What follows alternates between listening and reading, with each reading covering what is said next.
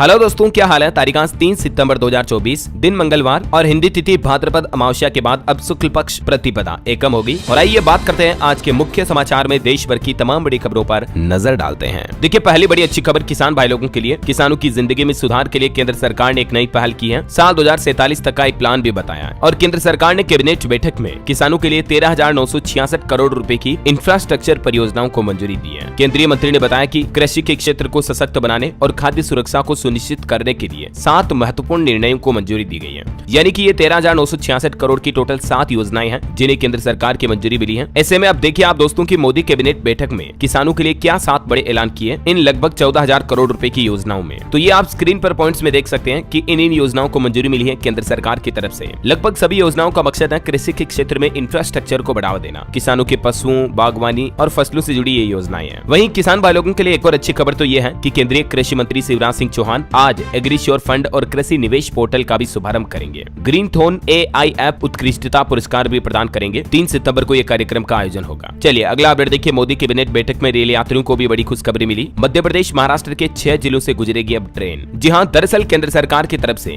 MP Indore से मनमाड़ के बीच प्रस्तावित 18,000 करोड़ रुपए की लागत वाली नई रेल लाइन को मंजूरी दी गई है। और दोस्तों, इंदौर से मनमाड़ के बीच की ये 309 किलोमीटर की लंबी रेल लाइन कितनी महत्वपूर्ण है, इस बात का अंदाजा आप इसी से लगा सकते हैं कि लगभग 6 जिलों की 30 लाख की आबादी पहली बार अपने इलाके में ट्रेन देखेगी। ये नए रूट पर रेलवे लाइन को मंजूरी दी है केंद्र सरकार ने। यानी इंदौर से मुंबई के बीच तकरीबन 1,000 से भी ज्यादा गाँव को इस रेलवे लाइन से फायदा होगा, है ना। चलिए अगला अपडेट देखिए। दिल्ली की केजरीवाल सरकार में स्वाति मालीवाल केस में केजरीवाल की PA विभव कुमार को सुप्रीम कोर्ट से बड़ी राहत मिली है। 100 दिन बाद उन्हें जमानत मिल चुकी है। और ये जो स्वाति मालीवाल मारपीट केस था, आपको पता होगा, इसमें जमानत देते हुए सुप्रीम कोर्ट ने कहा कि चोटें सामान्य थी, आरोपी बेल का हकदार है। हालांकि शर्त ये लगाई गई कि CM ऑफिस नहीं जाएंगे अभी विभव कुमार। चलिए अगली बड़ी खबर देखिए दोस्तों। किसान आंदोलन को लेकर सुप्रीम कोर्ट का बड़ा फैसला। किसानों की शिकायतों के सौहार्दपूर्ण निवारण के लिए एक समिति का गठन किया गया है। सुप्रीम कोर्ट ने कहा कि किसानों के विरोध प्रदर्शन का राजनीतिकीकरण नहीं होना चाहिए। यानी कि किसानों की जो मांगे हैं उनको पॉलिटिक्स में नहीं लाना चाहिए, उनको पॉलिटिकल एंगल से नहीं देखा जाना चाहिए। हालांकि अभी भी एक सबसे बड़ा सवाल कि क्या अब जो प्रदर्शनकारी किसान हैं उनको हटना पड़ेगा, क्योंकि शंभू बॉर्डर खुलवाने के लिए भी सुप्रीम कोर्ट ने एक बड़ा कदम उठाया। हालांकि अभी तो शंभू बॉर्डर नहीं खुलेगा क्योंकि सुप्रीम कोर्ट ने अब एक नई कमेटी बनाई है, तो ये कमेटी डिसाइड करेगी। ये जो कमेटी है ये ट्रैक्टर हटाने के लिए किसानों से बातचीत भी करेगी।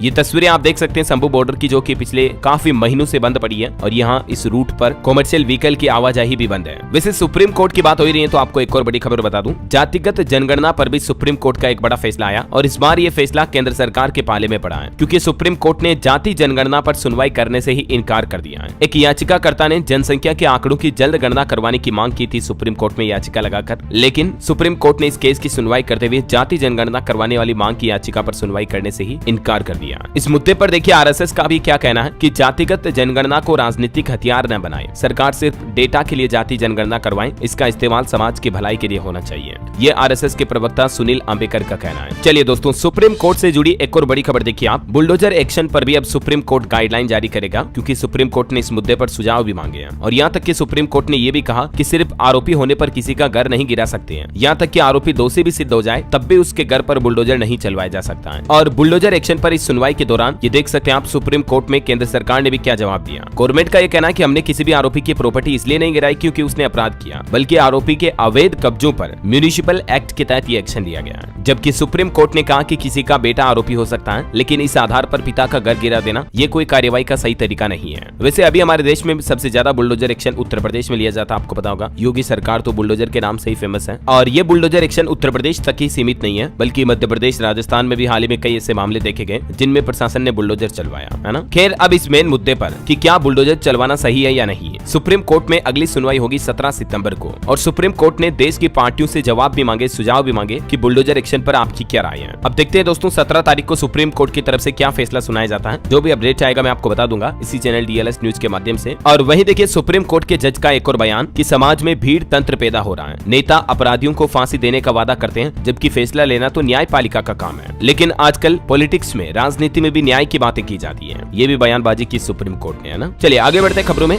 देखिए आप, पेरिस पैरालंपिक में भारत के लिए एक और बड़े गर्व की बात। निशांत कुमार ने हाई जंप में सिल्वर मेडल जीता। वहीं प्रीति पाल को 200 मीटर में ब्रॉन्ज मेडल मिला। बैडमिंटन में सुहास और नीतीश फाइनल खेलेंगे। पेरिस पैरालंपिक के चौथे दिन देर रात भारत ने 2 और मेडल जीत लिए हैं और इस तरह से भारत को अब तक टोटल 7 मेडल मिल चुके हैं पेरिस पैरालंपिक में। पीएम मोदी ने भी पेरिस पैरालंपिक खेलों में पैरा बैडमिंटन पुरुष सिंगल्स स्पर्धा में स्वर्ण पदक जीतने पर नीतीश कुमार को बधाई भी दी। वैसे आपकी जानकारी के लिए बता दूं, प्रीति पाल एथलेटिक्स में 2 पैरालंपिक पदक जीतने वाली पहली भारतीय महिला खिलाड़ी भी बन चुकी है। करंट अफेयर्स के हिसाब से इंपोर्टेंट है, ध्यान रखिएगा, है ना। चलिए अगला अपडेट देखिए दोस्तों। बीजेपी यानी भारतीय जनता पार्टी ने शुरू किया सदस्यता अभियान और पीएम मोदी इसके पहले सदस्य भी बने। 10 करोड़ लोगों को जोड़ने का लक्ष्य रखा है बीजेपी ने इस अभियान के तहत। और ये भाजपा के सदस्यता अभियान की शुरुआत करते हुए गृह मंत्री अमित शाह भी बोले कि हमारी पार्टी दुनिया की सबसे बड़ी पार्टी है। और पीएम मोदी ने भी पहली सदस्यता लेने के बाद कहा कि पहले कार्यकर्ता रेल में रहते थे या जेल में रहते थे, सत्ताधारियों के जुल्म सहकर अब हमारे यहाँ तक पहुँचे हैं। तो ये कुछ पॉलिटिक्स की बयानबाजी देखने को मिली। चलिए फिलहाल देखिए आप अगली बड़ी खबर। देखिए एनपीएस, ओपीएस, यूपीएस को लेकर मुद्दा काफी ज्यादा तेज हो गया। अब पुरानी पेंशन के लिए सरकारी कर्मचारियों ने कमर कस ली है। यूपीएस के विरोध में 96 घंटे तक अब काली पट्टी बांधेंगे सरकारी कर्मचारी। जी हाँ दोस्तों, देश भर के कई सरकारी कर्मचारियों के संगठनों ने केंद्र सरकार की यूपीएस योजना का नोटिफिकेशन आने से पहले ही विरोध का बिगुल फूंक दिया है। और कई बड़े कर्मचारी संगठनों ने तो प्रधानमंत्री नरेंद्र मोदी को एक पत्र लिखकर यूपीएस योजना का विरोध भी जताया। हाल ही में आपको पता होगा, पिछले सप्ताह ही पुरानी पेंशन की बहाली के बजाय सरकार ने एनपीएस की ही एक वैकल्पिक पेंशन योजना शुरू की थी जिसका नाम रखा यूपीएस यानी यूनिफाइड पेंशन स्कीम। तो अब ज्यादातर कर्मचारी संगठन यूपीएस का विरोध कर रहे हैं। देश भर के कई राज्यों में कई जिलों में शिक्षकों समेत कई सरकारी कर्मचारियों ने काली पट्टी बांधकर काम करना भी शुरू कर दिया है। मध्य प्रदेश में भी देखिए, जिलाध्यक्ष ने कहा कि 6 सितंबर तक अपनी डीपी पर स्टेटस रखें, काली पट्टी बांधकर विरोध करें। तो ये काली पट्टी आंदोलन शुरू हो चुका है। इधर देखिए बिहार में भी राज्य अराजपत्रित कर्मचारियों ने हंगामा किया। एनपीएस यूपीएस लागू करने के विरोध में सरकारी कर्मियों का प्रदर्शन देखने को मिला। यूपीएस लागू करने की मांग की। इधर गुजरात अहमदाबाद में देखिए हड़ताल पर पहुंचे सिविल अस्पताल के 1200 रेजिडेंट डॉक्टर। भत्ता बढ़ाने की इनकी मांग है। स्वास्थ्य सुविधाएं भी बहाल हुई इनके चलते। तो ये दोस्तों देश भर में अलग अलग मांगों को लेकर सरकारी कर्मचारी विरोध कर रहे हैं। मेन मुद्दा यही है कि ओपीएस यानी ओल्ड पेंशन स्कीम यानी पुरानी पेंशन योजना वापस लागू की जाए। इस विरोध से जुड़ी डिटेल जानकारी मैंने आपको डीएलएस न्यूज पर कल शाम को एक सेपरेट वीडियो में बताई थी। अगर आप देखना चाहते हैं तो देख लीजिएगा चैनल पर जाकर इस वीडियो को, है ना। बहरहाल अगली खबर देखिए आप। मोदी कैबिनेट ने नई सेमीकंडक्टर यूनिट के प्रस्ताव को भी मंजूरी दे दी है। गुजरात राज्य में 3000 करोड़ से ज्यादा का निवेश किया जाएगा और गुजरात के साणंद में ये 3300 करोड़ की लागत से नई सेमीकंडक्टर यूनिट स्थापित होगी। केंद्रीय कैबिनेट की मंत्रिमंडल से मंजूरी मिल चुकी है और केंद्र सरकार ने यह भी घोषणा की है कि साल 2025 में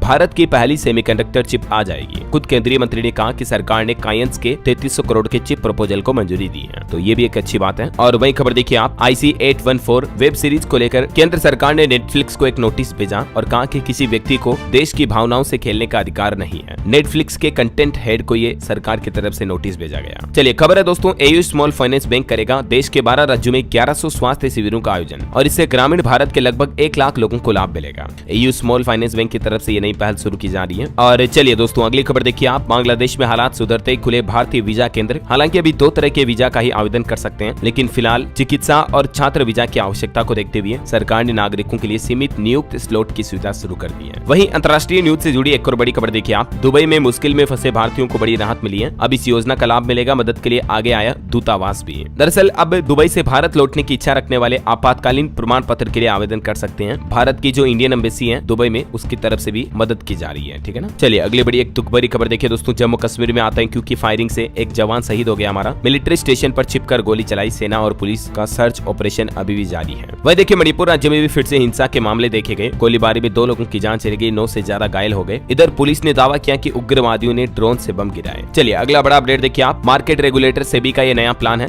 SIP म्यूचुअल फंड में अब आप 250 रुपए से भी निवेश कर पाएंगे और जो कंपनियों का IPO आता है वो भी अब कई भाषाओं में उपलब्ध होगा। सेबी की चीफ माधुरी पुरी बुच ने कहा कि अब अलग अलग लैंग्वेज में आपको IPO की सुविधा मिलेगी। इसके अलावा निवेशकों के लिए जल्द ही छोटी SIP इन्वेस्टमेंट स्कीम शुरू करने जा रही है सेबी, है ना। चलिए अगली खबर देखिए। छत्तीसगढ़ सरकार का बड़ा तोहफा। तीज पोरा महतारी वंदन त्योहार पर छत्तीसगढ़ के मुख्यमंत्री विष्णुदेव साय ने 70 लाख से भी ज्यादा महिलाओं को 1-1 हजार रुपए की धनराशि उनके बैंक खाते में भेजी। महतारी वंदन योजना के तहत राज्य की महिलाओं को ये फायदा मिला। 7वीं किस्त के रूप में ये धनराशि भेजी गई। चलिए अगला अपडेट आ रहा है दोस्तों। प्रधानमंत्री नरेंद्र मोदी आज 3 सितंबर को ब्रुनेई और सिंगापुर की 3 दिवसीय यात्रा पर रवाना होंगे। जाएंगे। 3-4 सितंबर को तो ब्रुनेई में रहेंगे पीएम मोदी। MEA यानी कि मिनिस्ट्री ऑफ एक्सटर्नल अफेयर्स यानी भारत के विदेश मंत्रालय का कहना है कि हर द्विपक्षीय मुद्दे पर बातचीत होगी पीएम मोदी की इस ब्रुनेई दौरे के दौरान, और ब्रुनेई के साथ रक्षा सहयोग भी बढ़ाएगा हमारा भारत। व्यापार के लिहाज से प्रधानमंत्री मोदी का आगे का सिंगापुर का दौरा भी काफी अहम होगा। चलिए अगला अपडेट देखिए दोस्तों। सुप्रीम कोर्ट ने सरकार से कहा कि प्रवासी श्रमिकों के लिए राशन कार्ड पर 2021 के फैसले के अनुपालन के बारे में बताए सरकार। कोर्ट की तरफ से ये निर्देश जारी किया गया। डिटेल जानकारी आप देख सकते हैं। कोरोना महामारी के दौरान जो ई श्रम पोर्टल पर रजिस्टर्ड पीड़ित प्रवासी श्रमिकों को राशन कार्ड देना शामिल था, तो उस बारे में डिटेल मांगी है कोर्ट ने, है ना। वही हमारे देश में सीबीआई मामलों की जांच पर भी एक रिपोर्ट सामने आ रही है कि भ्रष्टाचार की सीबीआई जांच के लगभग 6,900 से ज्यादा मामले कोर्ट में लंबित हैं। अभी 361 केस तो ऐसे हैं जिन्हें 20 साल से भी ज्यादा हो चुका है, ये केस अभी फंसे हुए हैं। हाल ही में मैंने आपको सुप्रीम कोर्ट में लंबित मामलों के आंकड़े भी बताए थे, अभी ये सीबीआई कोर्ट के मामले के आंकड़े आ रहे हैं, है ना। चलिए दोस्तों अगली बड़ी अच्छी खबर है इंडियन आर्मी से जुड़ी। देखिए आप, जल्द ही आयरन मैन के सूट पहने दिखाई देंगे भारतीय सैनिक, और आसानी से इन सूट के साथ भारी वजन भी उठा पाएंगे। इंडियन आर्मी के लिए नए सूट डिजाइन किए गए हैं जो कि सैनिकों की उत्पादकता और सहन शक्ति बढ़ाने में मदद करेंगे। ईयर ऑफ द टेक्नोलॉजी अब जो पर्सन के तौर पर इन सूट को बनाया जा रहा है। चलिए अगली खबर देखिए। महाराष्ट्र राज्य में अब गाड़ियों का VIP नंबर पाना महंगा होगा। खरीदारों को 0001 वाली नंबर प्लेट के लिए अब चुकाने होंगे 4 लाख के बजाय 6 लाख रुपए। जो इनकी मिनिमम बिड थी उसको महाराष्ट्र सरकार की तरफ से बढ़ा दिया गाड़ियों के VIP नंबर को लेकर, है ना। महाराष्ट्र की एकनाथ शिंदे सरकार की तरफ से ये बड़ा फैसला लिया गया है। चलिए अगली खबर देखिए दोस्तों। उत्तराखंड के मुख्यमंत्री पुष्कर सिंह धामी ने बड़ी घोषणा की। हर साल 2 सितंबर को प्रदेश में हर वर्ष मनाया जाएगा बुग्याल संरक्षण दिवस। बुग्याल जो कि हिम रेखा और वृक्ष रेखा के बीच का एक क्षेत्र होता है जिसे कहा जाता है,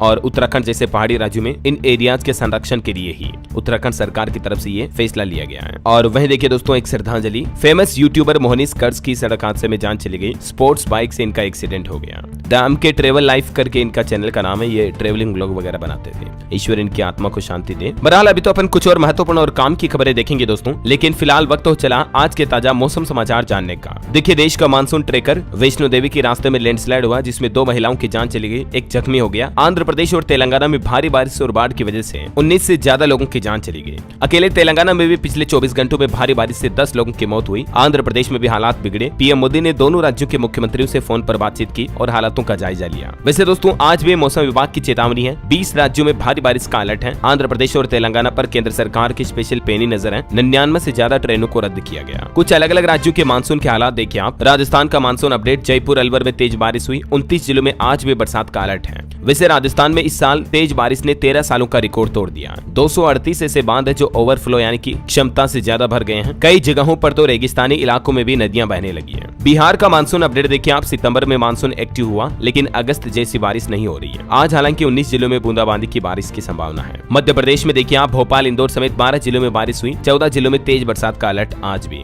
यूपी के मथुरा में बारिश से एक मकान गिरा, मासूम की जान चली गई। लखनऊ में रुक रुक कर बरसात हुई। 24 घंटों में सिर्फ 1 mm बारिश देखी गई। और हिमाचल प्रदेश का मानसून अपडेट देखिए दोस्तों। चंडीगढ़ मनाली 4 लेन पर लैंडस्लाइड हुआ। आज और कल भी यहाँ बारिश की चेतावनी है। झारखंड में रांची पर मानसून मेहरबान। राज्य में 11% कम बारिश हुई। फिर भी 3, 4 और 5 सितंबर को झारखंड में अच्छी बारिश होने की संभावना है। फिर 6 तारीख के बाद गर्मी बढ़ेगी। पंजाब में भी फिर से एक्टिव हुआ मानसून। चंडीगढ़ मोहाली में अच्छी बारिश देखी जा रही है। वैसे आज 3 सितंबर को देश के 16 राज्यों में भारी बारिश का अनुमान है। किन किन राज्यों में अगले 24 घंटों के दौरान मौसम की संभावित गतिविधियां क्या रह सकती हैं, जिसकी डिटेल भी आप देख सकते हैं स्क्रीन पर। वहीं दोस्तों वैज्ञानिकों की एक अध्ययन में स्टडी में बड़ा खुलासा सामने आ रहा कि जलवायु परिवर्तन से हमारे देश और दुनिया भर में वज्रपात से होने वाली लोगों की मौतें बढ़ रही हैं, यानी बिजली गिरने की घटनाएं ज्यादा होने लगी हैं। साल 1967 से लेकर 2020 के बीच 1 लाख से ज्यादा लोगों की जान सिर्फ भारत में आकाशीय बिजली गिरने की वजह से गई है। ये जानकारी एनवायरमेंट डेवलपमेंट एंड सस्टेनेबिलिटी पत्रिका में प्रकाशित वैज्ञानिकों के द्वारा अध्ययन में दी गई है। और चलिए अब अपना आज के सराफा बाजार पर नजर डालते हैं। देखिए चांदी में सबसे बड़ी गिरावट देखी गई 2643 रुपए की, और अभी चांदी का रेट 82,376 रुपए प्रति किलोग्राम पहुंच चुका है। जबकि सोने में 521 रुपए की गिरावट के साथ सोने का भाव अभी 71,437 रुपए प्रति 10 ग्राम बिक रहा है। चलिए दोस्तों कुछ मार्केट के हालात भी देख लेते हैं। देखिए निफ्टी ने लगातार 13 दिन तेजी का रिकॉर्ड बनाया। 42 अंक चढ़कर 25,278 पर बंद हुआ निफ्टी,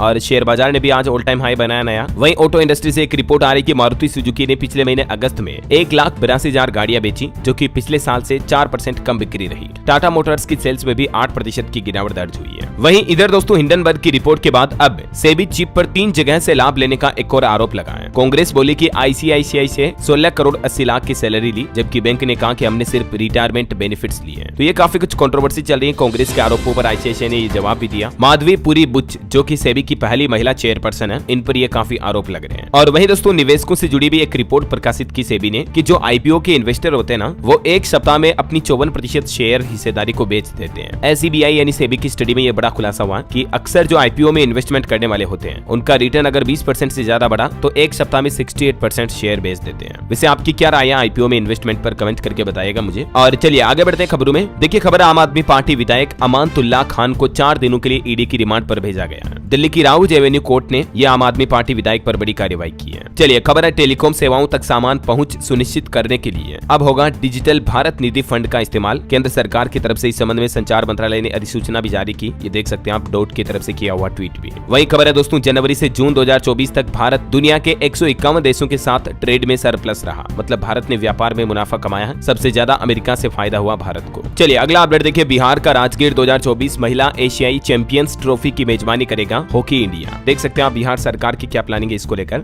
वही खबर है दोस्तों, छत्तीसगढ़ के अंदर देश का एक ऐसा पहला गांव है जहां लहराया गया 111 फीट ऊंचा तिरंगा। छत्तीसगढ़ के बालोद जिले में यह गांव है जहां 111 फीट का तिरंगा झंडा लहराया गया। चलिए अगली बड़ी खबर देखिए दोस्तों, सीबीआई ने कोलकाता के आरजी कर मेडिकल कॉलेज मामले में भ्रष्टाचार मामले में अब 3 और लोगों को गिरफ्तार किया। एक तो इस कॉलेज के पूर्व प्रिंसिपल को भी अरेस्ट कर लिया गया। संदीप घोष पर भी करप्शन करने का आरोप लगा है, जबकि आईएमए यानी कि इंडियन मेडिकल एसोसिएशन भी ऑलरेडी इनकी सदस्यता रद्द कर चुका है। आरजी कर कांड के खिलाफ कोलकाता में बीती रात फिर से रात भर प्रदर्शन किया गया, धरना प्रदर्शन देखा गया। बंगाली फिल्म उद्योग की प्रमुख हस्तियां भी इसमें शामिल हुई। वही दोस्तों, इधर पश्चिम बंगाल सरकार ने अपने विधानसभा सत्र का स्पेशल सेशन भी शुरू कर दिया। पहले दिन बीजेपी की मृतक ट्रेनी डॉक्टर को सदन में श्रद्धांजलि दी गई। ममता सरकार आज पेश करेगी एंटी रेप बिल भी पश्चिम बंगाल की विधानसभा में, है ना। चलिए अगला अपडेट देखिए, बैंकिंग न्यूज से खबर है, देश के दूसरे सबसे बड़े प्राइवेट सेक्टर के बैंक आईसीआईसीआई ने ग्राहकों को तोहफा दिया। एफडी पर इंटरेस्ट रेट को रिवाइज किया है। 2 सितंबर से ये नई एफडी की इंटरेस्ट रेट लागू हो चुकी है आईसीआईसीआई में। देख सकते हैं आप डिटेल। और आईसीआईसीआई के अलावा भी देखिए बैंक ऑफ इंडिया की तरफ से भी करोड़ों ग्राहकों को तोहफा मिला है। एफडी पर अब आपको ज्यादा ब्याज मिलेगा,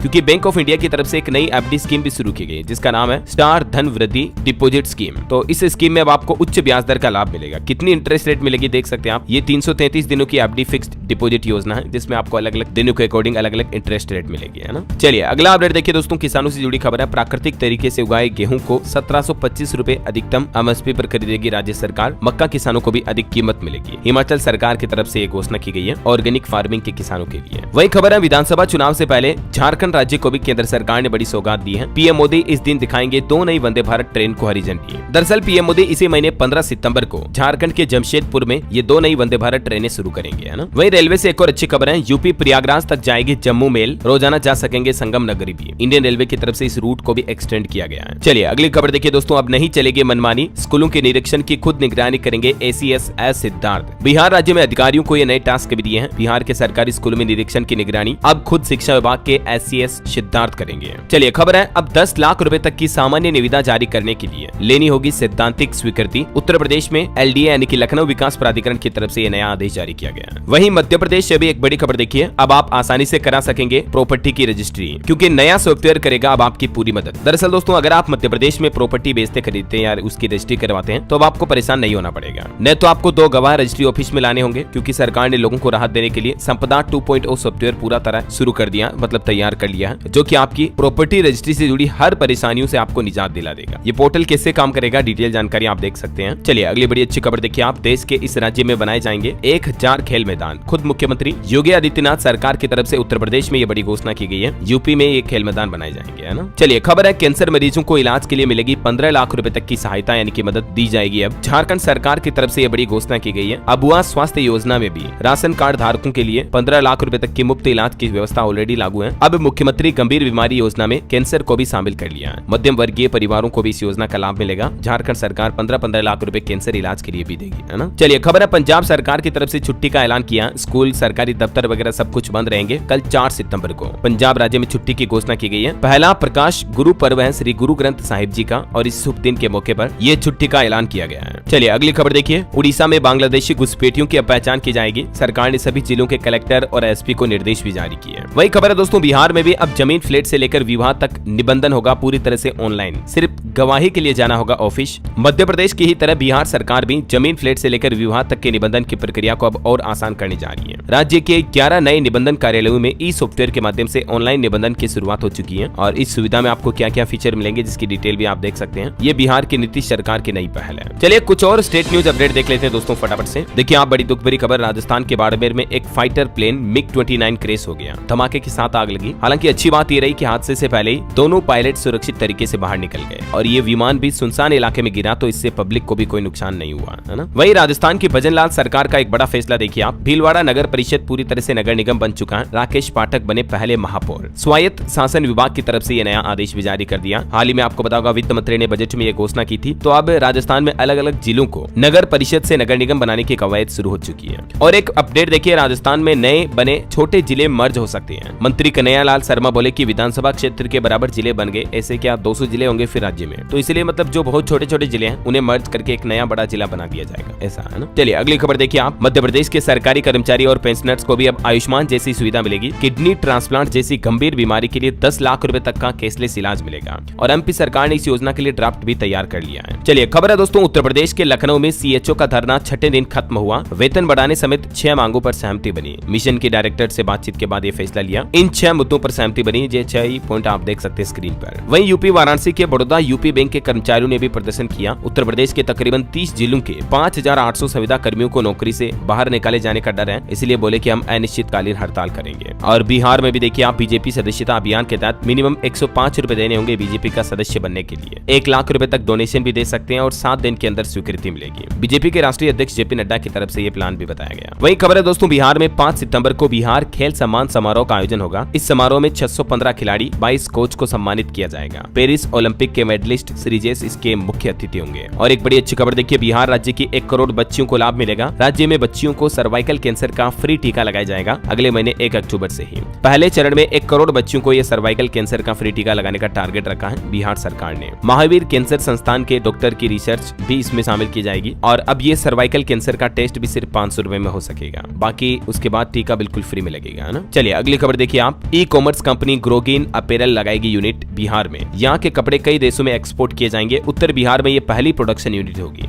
जिससे कि हजारों युवाओं को रोजगार भी मिलेगा, है ना। बिहार के मुजफ्फरपुर में इस यूनिट को स्थापित किया जाएगा। चलिए खबर है, पीएम मोदी भी 15 सितंबर को झारखंड के जमशेदपुर आएंगे। यहाँ 2 वंदे भारत ट्रेनों को रवाना करेंगे। वही देखिए छत्तीसगढ़ के मुख्यमंत्री विष्णुदेव साय बोले कि स्वस्थ छत्तीसगढ़ बनाने के लिए सरकार संकल्पित है। गाँव-गाँव घूमेगा सुपोषण रथ और जो कि लोगों को अच्छे पोषण से संबंधित संदेश नॉलेज देगा, है ना। चलिए एजुकेशन से जुड़े कुछ अपडेट देखिए आप। रेलवे रिक्रूटमेंट पर अपडेट आ रहा। आरआरबी एनटीपीसी भर्ती आवेदन 14 सितंबर से शुरू होंगे। 11,558 पदों पर नियुक्तियां होने वाली है और 13 अक्टूबर इसकी लास्ट डेट रहेगी। वहीं राजस्थान में देखिए दोस्तों, आरपीएससी ने 733 पदों पर आरएएस की भर्ती निकाली है। अभ्यर्थी 19 सितंबर से आवेदन कर पाएंगे। लास्ट डेट 18 अक्टूबर रहेगी। आरपीएससी के पोर्टल के जरिए आवेदन किए जा सकेंगे, है ना। चलिए अगला अपडेट देखिए। बिहार में बीपीएससी 70वीं परीक्षा को लेकर नोटिस जारी हुआ। 17 नवंबर को पीटी की परीक्षा देंगे अभ्यर्थी। जल्द ही विज्ञापन भी जारी होगा। वहीं ऑटो इंडस्ट्री से खबर देखिए दोस्तों, टाटा कर्व का पेट्रोल डीजल दोनों वेरिएंट लॉन्च हो चुके हैं। शुरुआती कीमत 10 लाख रुपए और ये भारत की पहली ऐसी कार है जिसमें आईसीई और इलेक्ट्रिक ऑप्शन दोनों आपको मिलेंगे, यानी कि हाइब्रिड ऑप्शंस अवेलेबल होंगे। और अंतर्राष्ट्रीय न्यूज पर बड़ी खबर देखिए दोस्तों, यूक्रेन ने रूस पर 150 से ज्यादा ड्रोन से हमला किया। मॉस्को की ऑयल रिफाइनरी को निशाना बनाया। रूस ने पलटवार में खार के ऊपर मिसाइलें दागी। चलिए अंत में आज के राशिफल पर नजर डाल लेते हैं। देखिए आज 3 सितंबर का राशिफल। मेष और वृष राशि के लोगों को नौकरी मिलने की संभावना है। बिजनेस में भी सफलता मिलेगी। मीन राशि वालों को रुका पैसा मिलने के योग बन रहे हैं। मिथुन राशि के लोग पुरानी बातें भूल कर नई बातों पर ध्यान दें। कुंभ राशि के लोगों के जीवन में भी आज बदलाव देखने को मिल सकते हैं। और हाँ दोस्तों, आप मुझे कमेंट करके बताइए कि हाल ही में किस राज्य में पहली बार ट्रांसजेंडर को सीएचओ के पद पर नियुक्ति दी गई। चलिए मैं आपको ऑप्शन भी बता देता हूँ। Rajasthan, Jharkhand, Madhya Pradesh, Uttar Pradesh. ABCD which is right option, let me know in the comment box. सही जवाब देने वाले लोगों को रैंडमली सेलेक्ट होने पर DLS न्यूज टीम की तरफ से एक शानदार सरप्राइज गिफ्ट जीतने का मौका मिलेगा। और इसी के साथ अगर आपको वीडियो अच्छा लगा तो इसे लाइक करना, शेयर भी करना। DLS न्यूज चैनल को सब्सक्राइब करके बेल आइकन जरूर दबा देना रोजाना ऐसी इन्फॉर्मेटिव काम की खबरें देखते रहने के लिए। जय हिंद, जय भारत, वंदे मातरम।